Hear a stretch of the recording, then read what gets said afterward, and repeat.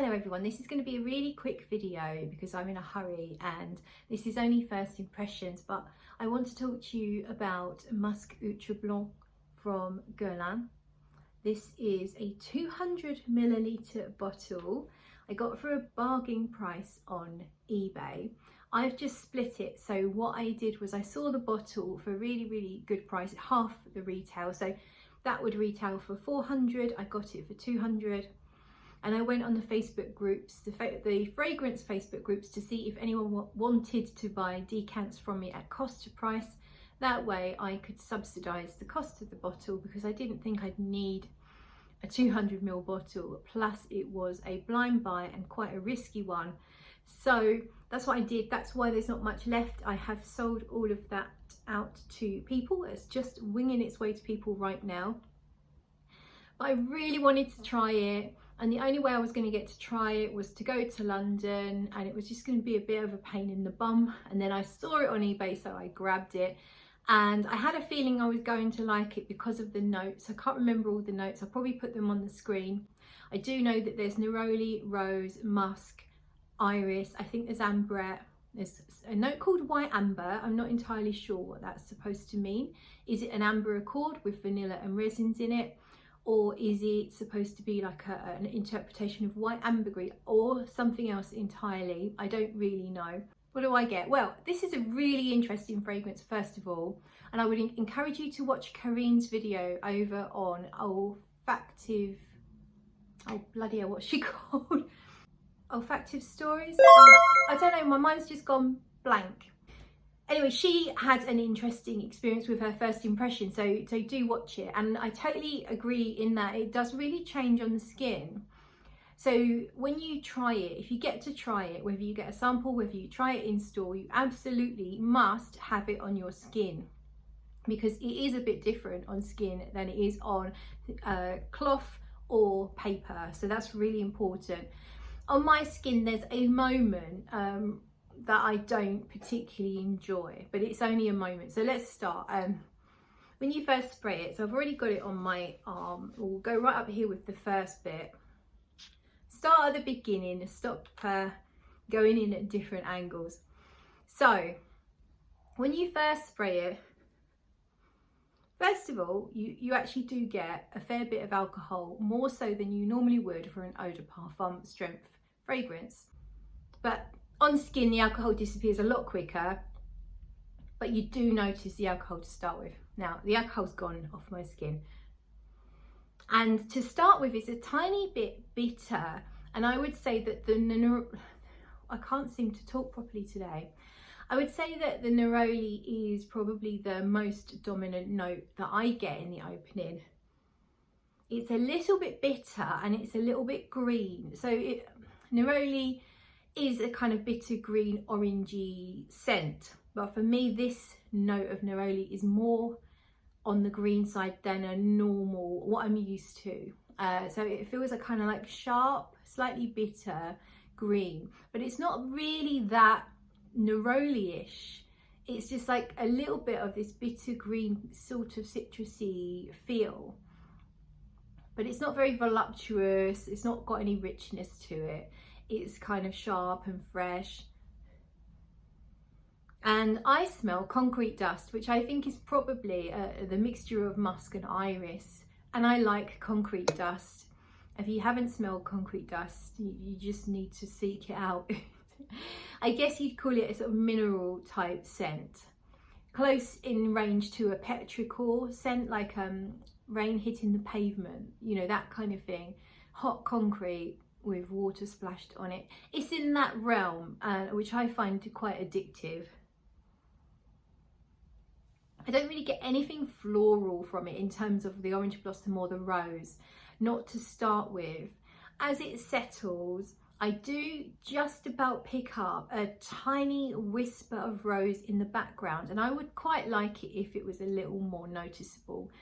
And as I say, the orange blossom, I don't think I really ever pick it up. It might just be mixing with the neroli. After all, orange blossom and neroli come from the same flower. They're just extracted differently. It is pretty, but it's not girly and it's not sweet. There's a tiny hint of sweetness, but it's not coming from anything like a vanilla or a rich dense flower or anything like that.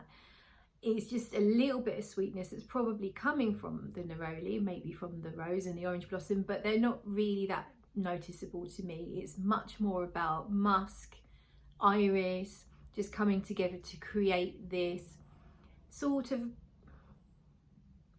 powdery-ish, clean skin type feel. So it's got musk in the name, and expect musk with this one. This isn't one of those fragrances that's named after something you can't find in it, like a Le Labo, for example.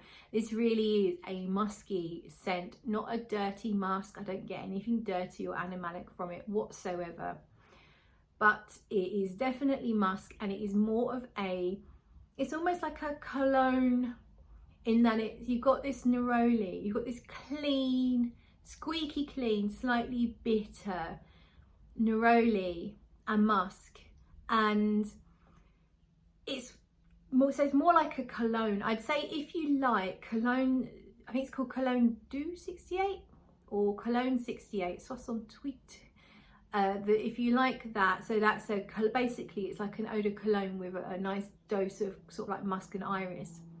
I would say it's in that realm. I'm not saying it's the same, but it's in that realm.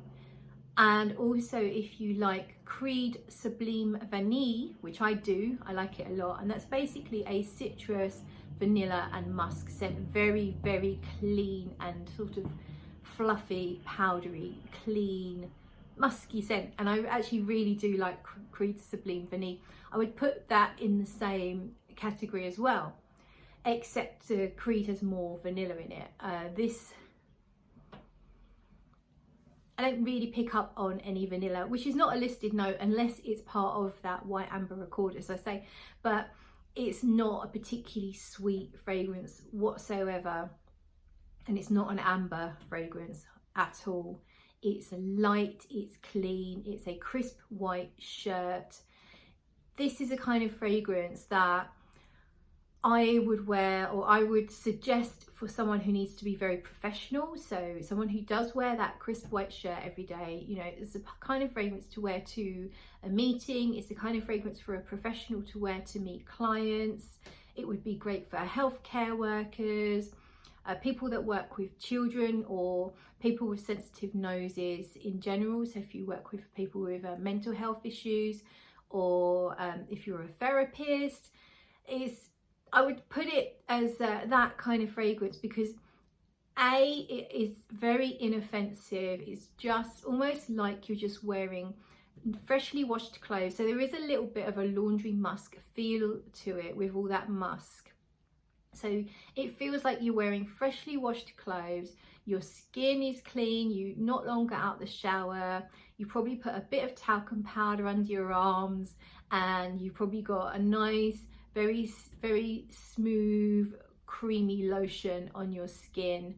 It's kind of like that, but then you've maybe dabbed on some cologne, and you've just got a little hint of green, and it's not really green as in foresty green, but you know, like the greenness from neroli, and some hint, the merest whisper of like a citrus note, I guess, and maybe some flowers, but they're very, very subtle. So it's not a man's scent, and it's not a woman's scent. It's a scent for anyone, completely neutral. It's neutral, it's inoffensive.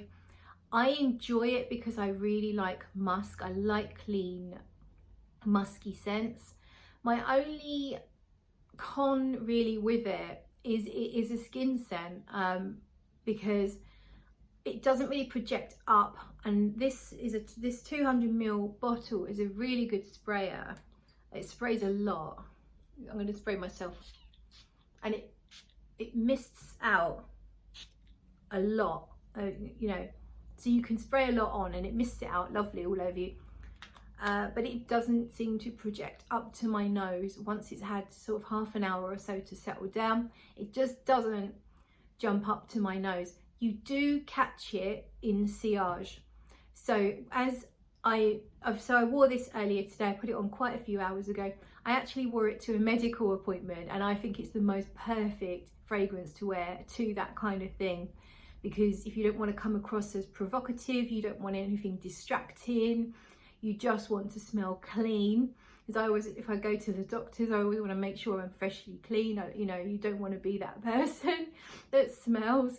So I just think it's that perfect scent for that kind of thing. So I sprayed it this morning to go to the doctors.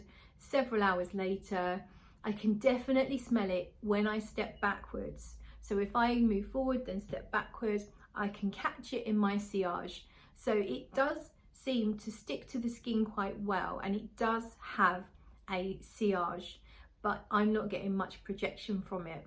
So for me, that then means I'm not really... So for example, just now I went to the post office to post off the decants, and I felt almost, you know, when you go out, if you're a perfume lover, you generally don't go anywhere without wearing perfume. And I almost felt naked going to the post office. Like, I always want to know that I've got something on that other people might notice. And I almost felt like I was going out naked because I couldn't really smell my perfume, to the point that I put some of my Soleil Neige on my wrist just so I had more of something a little more noticeable going on in the air. So for me, that is a downside. I like to be able to smell my perfume. I wear perfume for me more than anything, although I do take other people's considerations, you know, I do take other people's reactions, etc. into consideration, but I want to be able to smell my perfume even when I'm sitting still. And this doesn't quite do it. So for me, that's quite a big downside. But don't forget, this is first impressions. I might just be a little bit anosmic. Musks, generally speaking, can be something that not everyone can pick up on or smell. Generally, I think I do pick up on it quite well, but you know, it could be wrong. So I would say, if it's important for you to have a fragrance that makes a bit of a statement, this is not for you. But if you're looking for smelling clean, a little bit of fluffy, I guess there's a comforting feel to the fragrance. I wore it to bed last night, and I think it's that perfect scent to go to bed with, alone or with your partner, actually, because it is quite an intimate scent and it just smells clean. It's not distracting, once again, but it is not a sexy perfume. You know, there's nothing gourmand about it. It's not an oriental with like a sexy vanilla or spices. It's just not that kind of scent, but it is really nice. I love the mixture of the musk and the iris. And when you so this was sprayed a little while ago, and when you get up close, it is literally just like iris musk. So it's just a bit fluffy, a hint mineralic, and I can just get a hint of something sweet coming through. So maybe that is this white amber, but don't expect anything that sweet or that, and certainly nothing rich going on in here. It's very light, very airy. So I think some people are going to say it's nondescript, it's boring, you can't barely smell it. Other people people that really love musks and iris are potentially going to love it, but then they might be in two camps as to whether the projection's too weak for them or not. And I guess I'm in that camp at the moment where I just feel like that projection's lacking somewhat. I'm really happy to have been able to try it. I'm really happy I got it for a bargain price. Whether or not I keep the remaining what's left in the bottle, we'll see. You know, I'll probably come back and revisit, because there's certainly a lot more to say. The fragrance really is different on skin versus clothes, and also I found different things about it. Like yesterday smelled different to wearing it today. So just be aware that, you know, there are different facets to it, and it does change. The one facet I mentioned I didn't like was it smelled a bit kind of like stagnant water just for a short while on my skin yesterday for around 20 minutes or so, it reminded me a little bit of, there's an ingredient in perfume, it's called dihydromercenol, and it's in I think it's in Creed's Green Irish Tweed, and it's quite you know, it's quite widely used, but it comes off green, and I always call it like marshy.